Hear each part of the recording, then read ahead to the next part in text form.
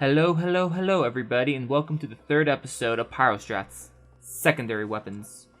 Before we begin, I have two disclaimers to point out. Disclaimer 1, I am not going to mention every secondary weapon. Because I only mention pyro weapons that are quite good or quite bad, I won't mention them all because most of them are pretty meh. Disclaimer 2, going forward I don't think I'm going to be continuing Pyro Strats in this format. I'm not going to abandon the series altogether, I'm just going to change the format. I'm thinking about doing more live commentaries and less post-processing. But who knows, maybe.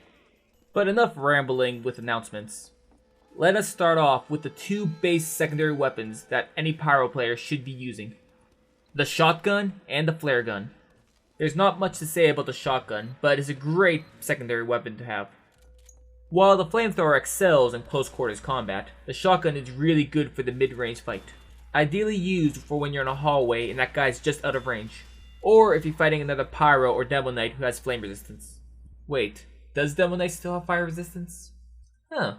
So those hidden pyro buffs, huh? Another great use of the shotgun is when you're underwater, assuming you don't have the Neon Annihilator. However, the shotgun's strength is also its greatest weakness. Chances are you'd only use a shotgun when you're out of range with your flamethrower. However, thanks to damage falloff, your shotgun will greatly lose effectiveness. However, if you want to make the shotgun very useful in close quarters, well then, look no farther than the reserve shooter. All you need to do is prop one of those hillbillies in the air and then you watch the health drop.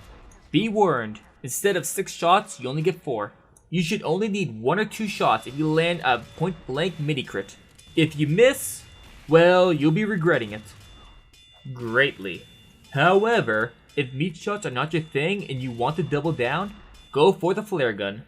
Now, the flare gun only deals 30 damage per shot. However, each shot has a 100% crit chance on flaming targets.